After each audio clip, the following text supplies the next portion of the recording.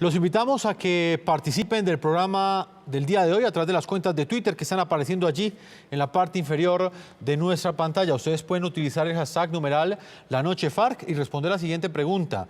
¿Cree usted que la Corte Constitucional debe limitar o no la participación en política del partido político FARC en las próximas elecciones, en las del 2018? Más adelante estaremos leyendo sus opiniones. Quiero saludar a nuestro panel de invitados desde dos ángulos opuestos de opinión. Nos acompaña en el día de hoy Rafael Nieto Loaiza, precandidato a la presidencia de Colombia por el Partido Centro Democrático y ex viceministro de Justicia. Bienvenido al programa La Noche. Muy buenas noches, Jefferson, para usted y para todos los televidentes de La Noche. También nos acompaña Francisco Barbosa, columnista, analista político y abogado constitucionalista. Bienvenido a La Noche. Buenas noches, Jefferson. Un saludo cordial a la audiencia y a todas las personas que están allí en estudio. Comienzo con usted, señor Rafael Nieto, haciéndole la siguiente pregunta, la que le planteamos hoy a nuestros televidentes. A su juicio, ¿usted cree que la Corte Constitucional debe limitar la participación en política de FARC? Y se lo pregunto a propósito de este pronunciamiento que ha hecho esa comisión, la Comisión Criminal Electoral y de Seguimiento a los Delitos Electorales, que le ha pedido a la Corte que clarifique si los integrantes de FARC que van a participar en política están inhabilitados o no en ese momento. Jefferson, lo primero que hay que decir es que a mí no me gusta la participación en política de las FARC. Me parece que los responsables de crímenes de la naturaleza de los que han cometido las FARC deberían estar tras las rejas y no haciendo política. Ahora, si el precio para que dejen de matar es que hagan política, tendríamos que, en todo caso, establecer al menos dos condiciones. La primera de las condiciones, que no tengan ventajas, derechos y privilegios para hacer política que los ciudadanos de bien que nunca hemos delinquido no tenemos. Que se le dé a las FARC una mejor posición, una posición de supremacía para hacer política en relación con los que no hemos violado el Código Penal, me parece una violación al principio de igualdad frente a la ley absolutamente inaceptable para premiar a los criminales. Pero la segunda condición es que, en todo caso, lo que sí resulta absolutamente intolerable es que los señores de las FARC puedan hacer política sin haber contado la verdad, sin haber manifestado su arrepentimiento, sin haber resarcido a sus víctimas y sin haber pasado por la Jurisdicción Especial para la Paz para haber sido investigados, juzgados y condenados y cumplida la condena respectiva, que en todo caso es meramente simbólica, pero al menos eso sería indispensable. Señor Francisco Barbosa, ¿qué opinión tiene usted frente a este pronunciamiento que en los próximos días tendrá que emitir la Corte Constitucional? Bueno, yo creo que esto también es parte de todo un escenario de confusión que ha venido existiendo en la implementación, Jefferson. Creo que el último año hemos visto cómo pues se han venido presentando iniciativas que han venido teniendo traspiés en el Congreso de la República y llegamos a un escenario que no era el escenario ideal. Se había establecido la posibilidad de que, o se había acordado la posibilidad de que las FARC pudiesen hacer política, evento absolutamente natural en el marco de un acuerdo de paz. Y obviamente, como planteaba hace un momento el doctor Rafael Nieto, existía también el tema de que tenían que someterse a una jurisdicción especial de paz, que es un requisito fundamental para poder hacer el ejercicio de esa acción política.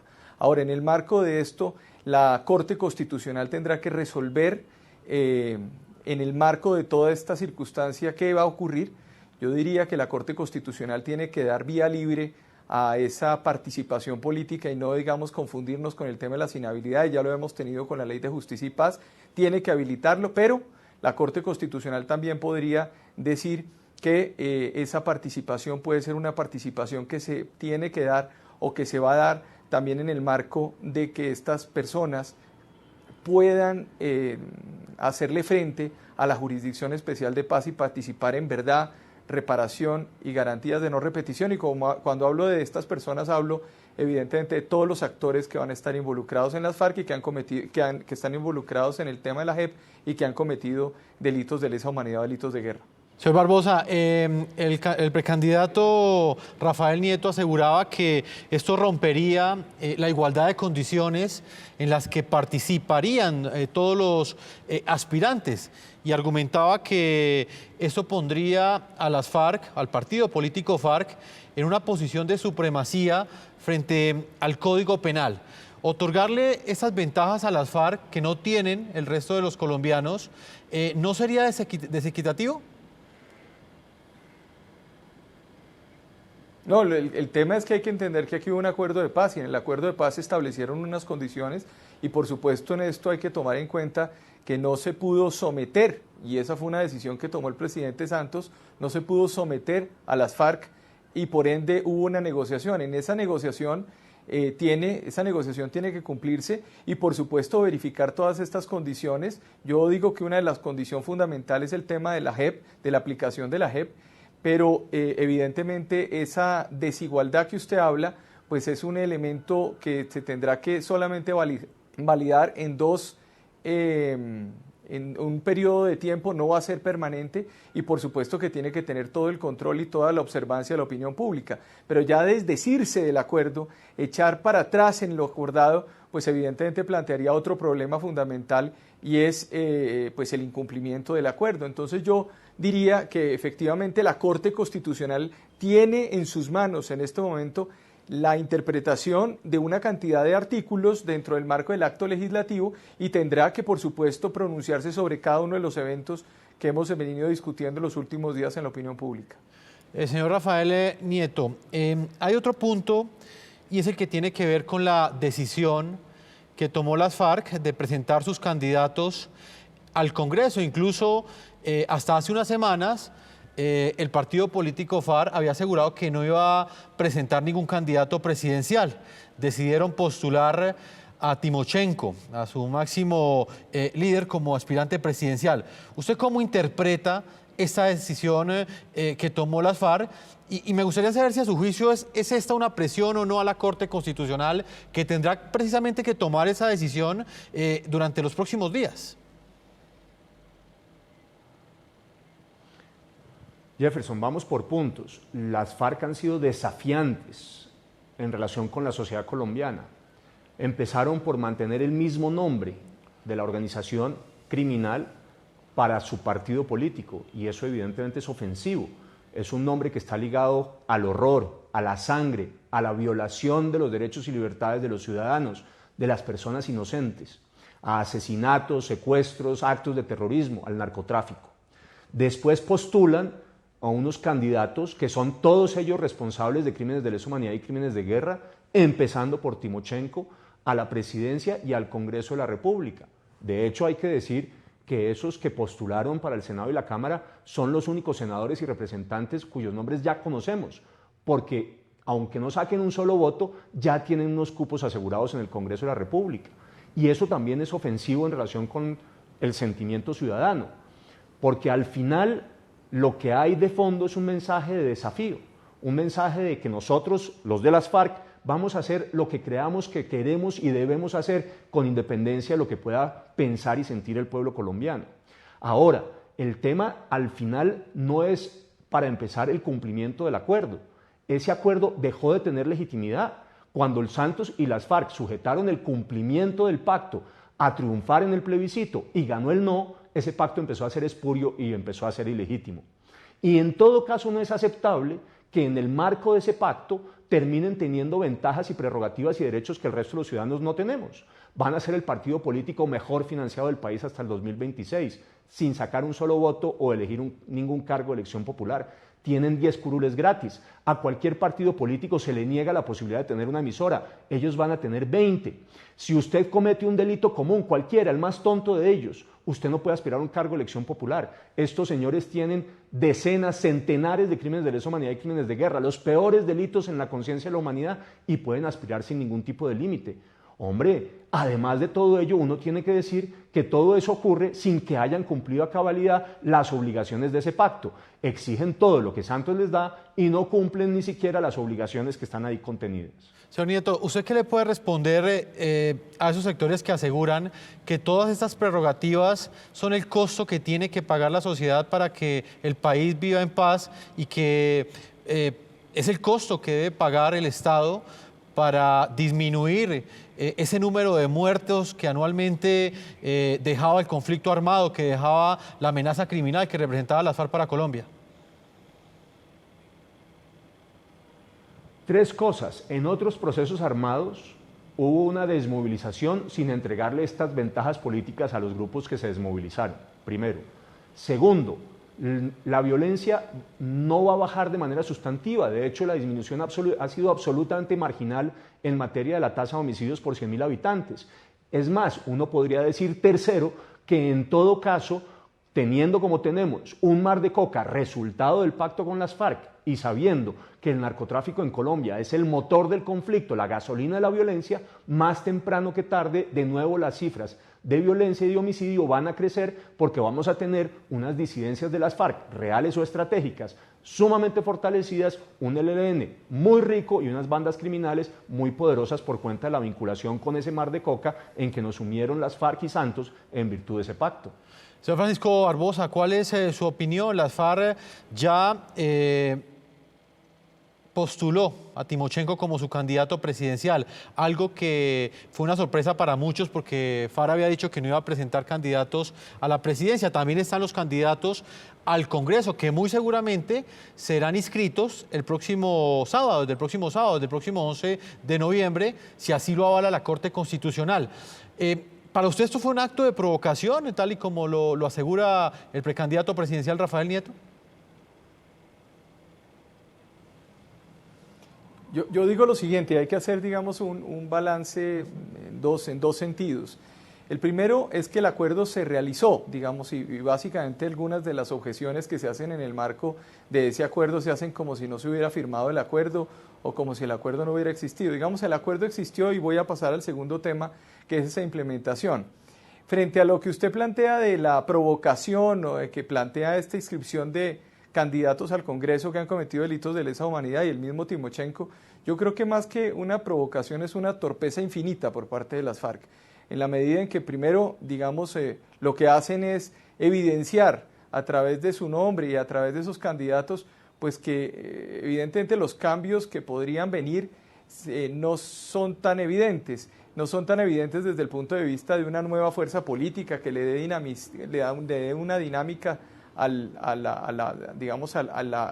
todo el ejercicio político que se va a ver. Entonces, lo que hacen es equivocarse, y esta provocación, por supuesto, lo que hace es incentivar para que la gente pues no vaya a apoyar a este grupo y a estas personas. Ahora, diciendo esto, hay que plantear lo que sigue, y es que, por supuesto, que la inscripción de estas personas va a llevar a una especie de encrucijada, y esta encrucijada es que existirá una jurisdicción especial de paz y la jurisdicción tendrá la obligación de llamar a estas personas para que reparen, para que digan la verdad, para que participen en digamos, eventos y garantías de no repetición y, por supuesto, para que estén en una restricción como se plantea dentro del acuerdo. Luego yo veo que en el marco de una posible decisión de la JEP frente a estas personas, pues tendrá que plantearse una suspensión de ese ejercicio político que van a hacer en caso de que sean responsables o de que participen en esa reparación. Entonces yo lo que veo es que pues se equivocan las FARC en este caso en mostrar estos candidatos cuando hubiesen podido plantear otros candidatos y otras personas que hubiesen surgido más bien de las amnistías y de los indultos que se plantearon con la ley del 30 de diciembre del año pasado y no con personas que no fueron ni indultadas ni amnistiadas porque además están sometidas a la Jurisdicción Especial de Paz que prontamente tendrá que entrar en funcionamiento.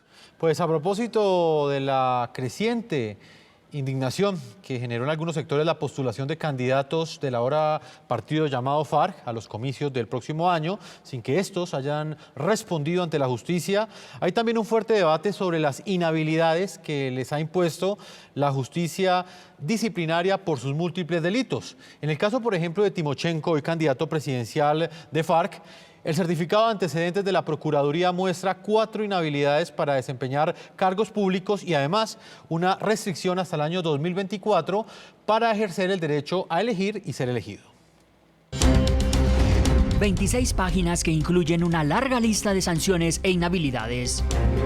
Son los antecedentes de Rodrigo Londoño Echeverri, más conocido como Timochenko, hoy candidato a la presidencia de Colombia por el partido FARC. En el certificado número 10-12-44-027 de la Procuraduría General de la Nación, conocido recientemente por el programa La Noche, aparece el registro de 48 sanciones penales contra el exjefe de las FARC. Una de las cuales, solo por mencionar un ejemplo, de 40 años de prisión por los delitos de rebelión, terrorismo, secuestro extorsivo, tentativa de homicidio y homicidio agravado. La condena en mención de enero de 2004 le implicó una sanción accesoria de interdicción de derechos y funciones públicas por 20 años, es decir, la inhabilidad específica de elegir y ser elegido hasta el año 2024.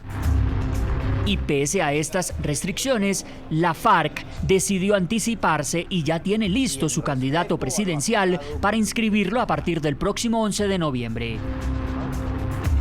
Anunciamos que nuestro candidato a la presidencia de la República será Rodrigo Londoño Echeverri Timochenko. El certificado muestra además que a Timochenko le fueron impuestas 4 sanciones de inhabilidad para desempeñar cargos públicos. La que más tiempo de vigencia registra, según la anotación, vencería el 6 de abril del año 2027. Adicionalmente, el documento de la Procuraduría revela 13 inhabilidades del hoy candidato presidencial para contratar con el Estado. La última, vigente desde el 7 de abril del año en curso hasta el 6 de abril del año 2022. Esta sanción está ligada a la pena de 33 años de prisión confirmada en marzo pasado por actos de terrorismo y homicidio en persona protegida y que le implicó además otra inhabilidad de 20 años para ejercer cargos públicos.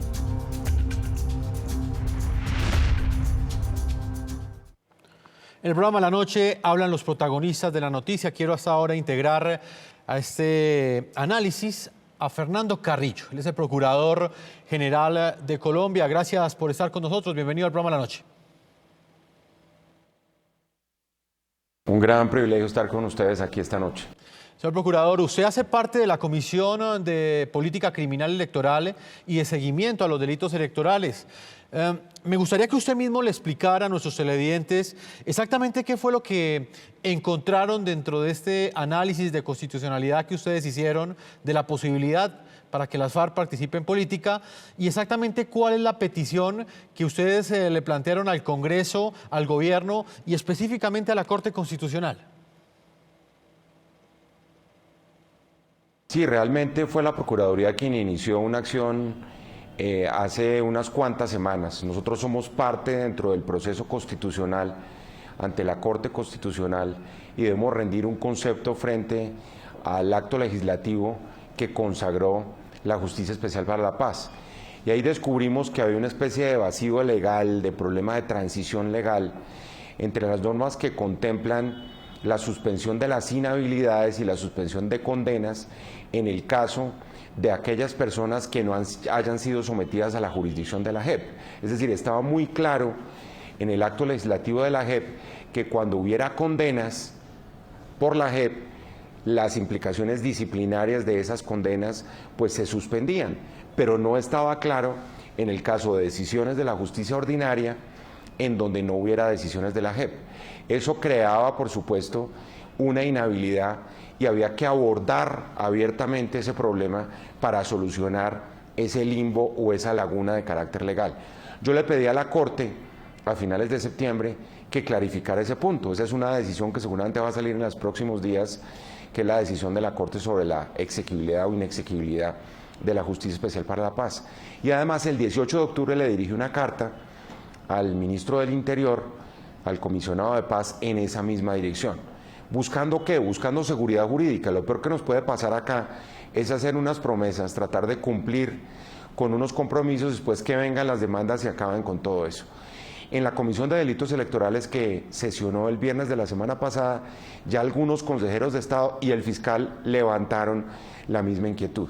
Y lo que se ha decidido en una comunicación que se está haciendo pública en el día de hoy es que se está dirigiendo, reforzando el concepto de la Procuraduría y nuestra solicitud a la Corte Constitucional que defina y aclare ese punto, porque en este momento, según lo que piensan la mayoría de los miembros de la Comisión de Seguimiento de Delitos Electorales, estos señores excombatientes estarían inhabilitados para aspirar a esos cargos públicos y sería muy difícil que se diera la inscripción electoral, plazo que comienza a regir desde el próximo 11 de noviembre hasta el 11 de diciembre, si no hay una definición por la autoridad competente, en este caso creemos la Honorable Corte Constitucional. Señor Procurador, ¿a su juicio debe primar la seguridad jurídica en este momento de los futuros candidatos del partido de las FARC o la seguridad jurídica que ofrece al resto de los colombianos la Constitución, que según lo dice en el artículo 122, responsables de delitos de lesa humanidad no pueden participar, no pueden inscribirse para, en este caso, las elecciones parlamentarias y presidenciales?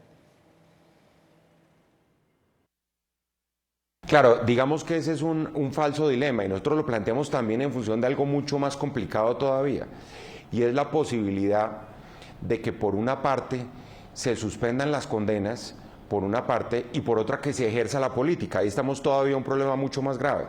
Lo que es cierto, Jefferson, y al fin y al cabo nosotros somos garantes del cumplimiento del acuerdo, es que este país, quiera o no, independientemente de la fractura en que se encuentra, tomó una determinación de ser generosos con estos señores. Una generosidad que debe tener un costo para ellos también, y yo he enfatizado muchísimo en ese tema. Es que la sociedad colombiana, por la vía de ese acuerdo, decidió suspenderles las condenas y decidió, eventualmente no lo hizo de manera clara, por lo que ya expresé, suspenderles unas inhabilidades que están en la Constitución. Si ese es el propósito, pues hay que brindarles ese tipo de seguridad. Eso es evidente. Eso ya lo definirá la Corte Constitucional, que por supuesto nos obligará a todos a respetar ese fuero. Es decir, nosotros debemos de alguna manera cumplir con los acuerdos, pero los excombatientes tienen que también cumplir con su palabra. ¿Y cómo la cumplen? Simplemente mostrando buena fe en el cumplimiento de los acuerdos. Que esto tiene una contrapartida. A mí me tocó hace varias décadas, Jefferson, tramitar un reindulto para el M-19. Y yo les anticipo que este puede ser el primero, pero no va a ser el último de los inconvenientes legales que va a tener todo este proceso de transición de estos señores a la vida civil. Y por eso hay que estar resolviendo ese conjunto de problemas que se pueden llegar a presentar. Ese es el único propósito de la Procuraduría y creo yo esa es la intención del fiscal, del Consejo de Estado, de la Registraduría, del Consejo Nacional Electoral. Si esta sociedad decidió suspenderle esas condenas, digamos que como contraprestación a su voluntad de hacer la paz, ojalá ellos insistan de buena fe también en el cumplimiento de su palabra, porque la sociedad colombiana ha sido muy generosa con ellos. Señor Procurador, para finalizar, en este momento, tal y como quedó consignado en el acuerdo firmado entre el presidente Juan Manuel Santos y las FARC, ¿está claramente estipulado que responsables de delitos de lesa humanidad puedan participar en política como está sucediendo, sin antes haber pasado, por ejemplo, por la Jurisdicción Especial para la Paz, sin antes haber respondido, por ejemplo, por sus crímenes, sin antes haber entregado verdad frente a sus víctimas? Ese es uno de los grandes temas que tiene que resolver precisamente la Justicia Especial para la Paz.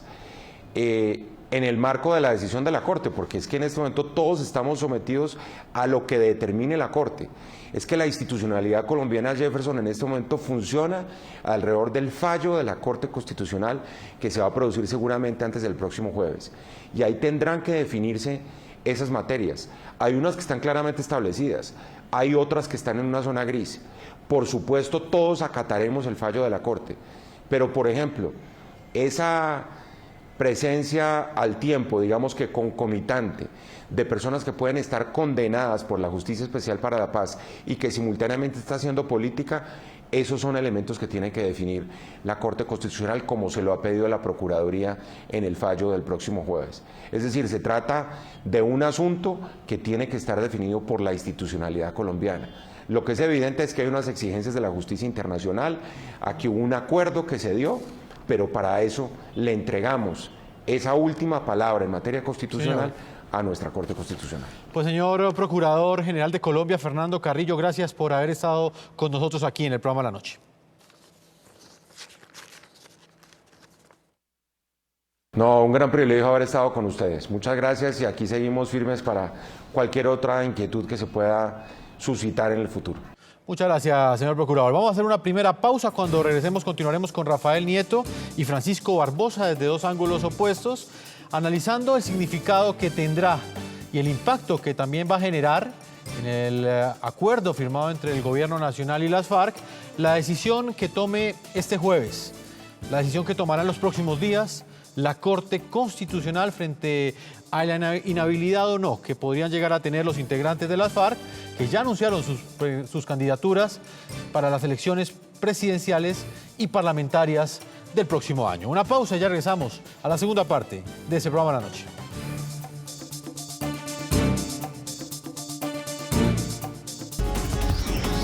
Ya regresamos con La Noche.